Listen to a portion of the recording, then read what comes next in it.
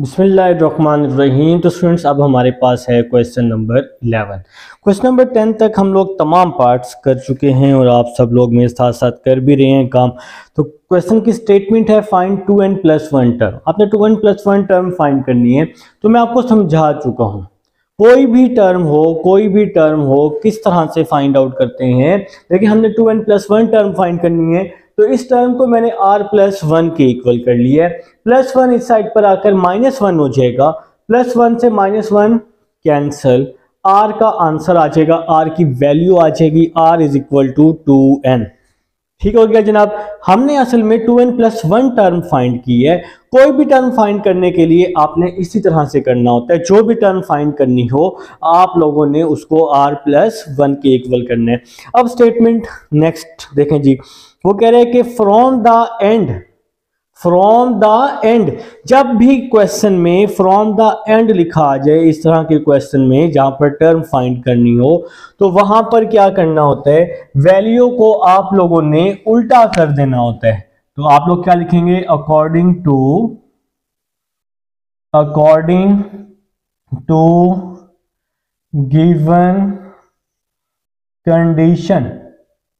Given condition के मुताबिक क्या है, आप इस वैल्यू को रेसिप्रोक मतलब -1/2x आप पहले लिख लेंगे और ये +x आप लोग बाद में लिख लेंगे, और पावर में क्या आ जाएगा 3n वैसे ही रहेगा। जब भी लिखा हो फ्रॉम द एंड तब आप लोगों ने इस तरह का काम करना है। अब देखें जी, फर्स्ट वैल्यू a के इक्वल a आ जाएगा -1/2x, सेकंड वैल्यू b के इक्वल bx आ जाएगा, पावर में n है, n आ जाएगा 3n, और r हम लोग ऊपर फाइंड कर चुके हैं, r की वैल्यू है 2n। अब हम लोग क्या करेंगे, अपना फार्मूला लिख लेंगे। तो हमारे पास जी फार्मूला है बाइनोमियल का tr+1 is equal to NCR a की power n minus r b की पावर r। तो ये जी टर्म फाइंड करने के लिए हमारे पास फार्मूला होता है। अब यहां पर आप ये सारी वैल्यूज पुट कर दें। r किसके इक्वल है, 2n के, तो इस r की जगह पे 2n आ जाएगा is equal to NCR, n equal है 3n के, फिर CR, नीचे r है ना, r इक्वल है 2n के, तो 3n C2n, फिर है a इक्वल है -1/2x के, a इक्वल है -1/2x, a की पावर है n minus r, n equal है 3n माइनस r इक्वल है 2n, फिर है b की पावर r, तो b की वैल्यू है x, b की पावर में है हमारे पास r, और r की वैल्यू है हमारे पास 2n। तो जो जो वैल्यूज थी वो सारी की सारी मेरा भाई आप लोगों ने क्या करना है, फार्मूले में सारी वैल्यूज को पुट कर देना है। तो नेक्स्ट स्टेप की तरफ चलते हैं। देखें जी, यहां पर अब हम स्पेस बना लें लगे, स्पेस बन चुकी है। तो 3nC2n कॉम्बिनेशन का फार्मूला आप लोग पढ़ चुके हैं, n का फैक्टोरियल r का फैक्टोरियल n माइनस r का फैक्टोरियल, तो यहां आ जाएगा 3n minus 2n, 3n minus 2n। तो कॉम्बिनेशन का फार्मूला मैं आप लोगों को काफी दफा बता चुका हूं, NCR। तो फार्मूला क्या होता है, n factorial over r factorial n minus r factorial. Chapter number 7 में आप लोग इसको पढ़ चुके हैं। तो ये फार्मूला कॉम्बिनेशन का है हमारे पास। तो नेक्स्ट चलते हैं जी, -1/2x -1/2x, 3n minus 2n, n आ जाएगा, साथ में आ जाएगा x की power 2n, 3n minus 2n, तो n बच जाएगा ना। तो नेक्स्ट ये यहां पर t2n+1, तो लेफ्ट हैंड साइड पर वैल्यू है, इसको आपने वैसे का वैसे ही लिखना है, ये वाली t2n+1, यहां भी t2n+1 आ जाएगा। तो क्या आ जाएगा मेरा भाई, 3n का फैक्टोरियल ओवर 2n का फैक्टोरियल और साथ में 3n minus 2n, 3n minus 2n n का फैक्टोरियल आ जाएगा। ठीक है, अब ये जो पावर में n है ना, ये पूरी वैल्यू के साथ है, तो -1 की पावर n, 2 की पावर n, x की पावर n, इस n को इसके साथ भी, इसके साथ भी, इसके साथ भी, तीनों के साथ अलग अलग करके हमने राइट कर दिया है। यहां पर आ जाएगा x की पावर 2n। नेक्स्ट देखें t, 2n प्लस 1, 3n का फैक्टोरियल, नीचे क्या आ जाएगा 2n का फैक्टोरियल, n का फैक्टोरियल, साथ में क्या आ जाएगा यहां पर -1 की पावर n, 2 की पावर n, और यहां पर एक छोटा सा काम कर लेते हैं, x की पावर 2n माइनस n। अब यहां पर क्या हुआ है, देखें मैंने यहां पर क्या किया है, -1 की पावर n, इसको मैंने वैसे ही लिखा, 2 की पावर n को भी वैसे ही लिखा, इन दोनों की बेस सेम थी। जब बेस सेम होती है, आप सबको पता है पावर्स को हम कंबाइन कर सकते हैं, तो ये x की पावर प्लस n थी, प्लस n ऊपर आकर इसके साथ -n हो जाएगी। तो नेक्स्ट चलते हैं जी, 3n का फैक्टोरियल ये वैसे ही आ जाएगा, 2n का फैक्टोरियल, n का फैक्टोरियल, ये वैसे ही आ गई वैल्यू, -1 की पावर n ओवर 2 की power n, x 2n minus n आ जाएगा। ये डॉट डॉट जो मैं लगा रहा हूं ना, आप बेशक अगर कंफ्यूजन हो तो ना लगाएं, ये डॉट का मतलब है कि ये मल्टीप्लाई ही हो रहा है। अगर आप इस डॉट से डर रहे हैं तो फिर आप लोग एक तो डरना बहुत जल्दी शुरू हो जाते हैं, तो इस डॉट का मतलब है कि ये मल्टीप्लाई हो रहा है। तो ये है जी क्वेश्चन नंबर 11 है। अब हम क्वेश्चन नंबर 12 की तरफ चलते हैं। जी स्टूडेंट्स, अब हमारे पास क्वेश्चन नंबर 12 है। क्वेश्चन नंबर 12 है, वो कह रहे हैं कि show that the middle term of 1 plus x 2 raised to power n is 1 3 5 up to so on 2n minus 1 n factorial 2n xn। तो आप लोगों ने शो कर देने, यहाँ पर मैंने क्वेश्चन थोड़ा सा रॉन्ग लिख लिया है, आप लोग अपनी अपनी बुक पर क्वेश्चन देख सकते हैं। 1 प्लस एक्स की पावर 2n आपने शो करना है मिडिल टर्म को यूज करते हुए कि जो इसका आंसर है वो ये आना चाहिए, या आपने प्रूव करने, ये वाली पूरी वैल्यू आप लोगों ने क्या करनी है, प्रूव करनी है। तो आपके पास जो वैल्यू है, जो आपके पास इक्वेशन है, देखें जनाब, वो है 1 प्लस एक्स की पावर 2n। क्या इक्वेशन है जी, 1 प्लस एक्स की पावर 2n। तो मिडिल टर्म में क्या होता है, आप लोगों ने पावर देखनी होती है कि जो पावर आपके पास मौजूद है वो इवन है या ऑड है। तो ये जो 2n है ये इवन है, n की जगह 1 पुट करें, 2 करें, 3 करें, 4 करें, जो भी करें तो उसका आंसर इवन ही आएगा। तो आप लोगों ने क्या लिख लेना है, सिंस n इज इवन। क्या लिखेंगे, सिंस n इज इवन। तो इवन के लिए हमारे पास जो फार्मूला था वो क्या था, वो था n प्लस 2/2। तो इवन के लिए ये फार्मूला था, हम लोग बैक पर क्वेश्चन कर चुके हैं। तो भाई अब हम यहाँ पर n की वैल्यू को क्या करने वाले हैं, रिप्लेस करने वाले हैं। देखें जी, यहाँ पर n की क्या वैल्यू है, 2n है, n 2n है ना, तो फिर यहाँ n की जगह क्या आ जाएगा, 2n आ जाएगा, 2/2 टर्म आ जाएगी। यहां से हम 2 कॉमन ले लेते हैं, 2 कॉमन लिया, n प्लस 1/2 आ जाएगा, साथ में th आ जाएगा, 2 से 2 कट जाएगा, तो n प्लस 1 आ जाएगा। तो अब ये n प्लस 1 वाली जो टर्म है ये हम लोगों ने क्या करनी है, फाइंड आउट करनी है। तो ये टर्म फाइंड आउट करने के लिए हमें यहां से वैल्यूज की जरूरत है।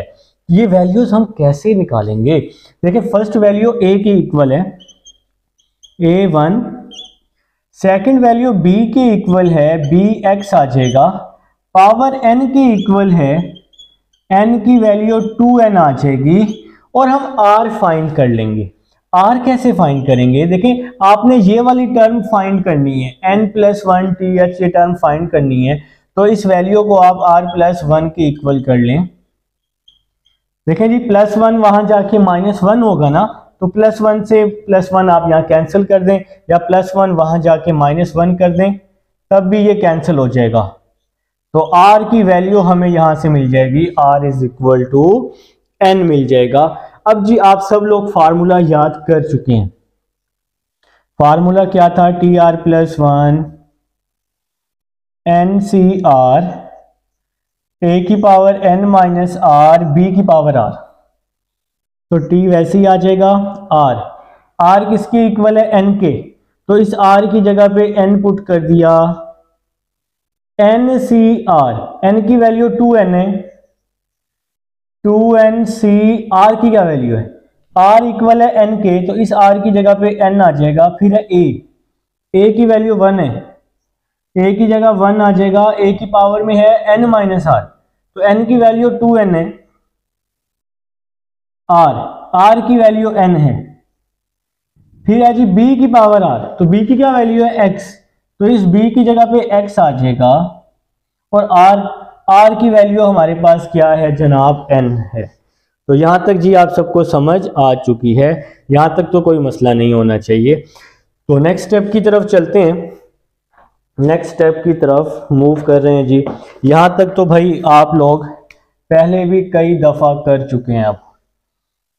अब आप लोगों को यहां तक कोई मसला नहीं होना चाहिए। तो यहां पर जी आप लोग फार्मूला ओपन कर दें, n का फैक्टोरियल 2n का फैक्टोरियल आ जाएगा, r का फैक्टोरियल। तो मैंने फार्मूला भी पिछले क्वेश्चन में भी लिखा था, n का फैक्टोरियल r का फैक्टोरियल n - r का फैक्टोरियल। तो r की वैल्यू है n - r का फैक्टोरियल 2n - n का फैक्टोरियल आ जाएगा। तो ये हमारे पास फार्मूला है, n का फैक्टोरियल, नीचे r का फैक्टोरियल, फिर n - r का फैक्टोरियल। यहां पे क्या आ जाएगा? 1 2n - n, n आ जाएगा, x की पावर n आ जाएगी। तो यहां तक समझ आ चुकी है आप सबको। 2n का फैक्टोरियल ये वैसे ही आ जाएगा, यहां पर साथ साथ लिख लेंगे tn+1 2n का फैक्टोरियल ओवर n का फैक्टोरियल, n का फैक्टोरियल। देखें जी ये n का फैक्टोरियल वैसे ही आ गया। 2n - n, तो क्या बच जाएगा? n का फैक्टोरियल बच जाएगा। अब जो नेक्स्ट वैल्यू है वो है 1 की पावर n। अगर आप ये नेक्स्ट वैल्यू देखें, 1 की पावर n है ना, तो 1 की जो भी पावर हो वो 1 के इक्वल होती है। तो इसको आप खत्म कर सकते हैं और सिंपल आपके पास क्या बच जाएगा? x की पावर n बच जाएगा। अब हम लोग क्या करेंगे? 2n फैक्टोरियल को हम ओपन कर लेते हैं। ये जो 2n फैक्टोरियल है इसको मैं ओपन कर रहा हूं। 2n - 1 2n - 2 2n - 3 up to so on, जहां तक मर्जी ओपन कर लें। ये फैक्टोरियल ओपन करना आप सब लोग चैप्टर नंबर 7 में सीख चुके हैं। इसके बाद क्या आ जाएगा? 5 4 3 2 1 आ जाएगा, 5 4 3 2 1।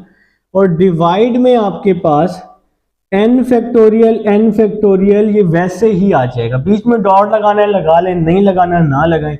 और ये x की पावर n है, ये भी वैसी की वैसी आ जाएगी।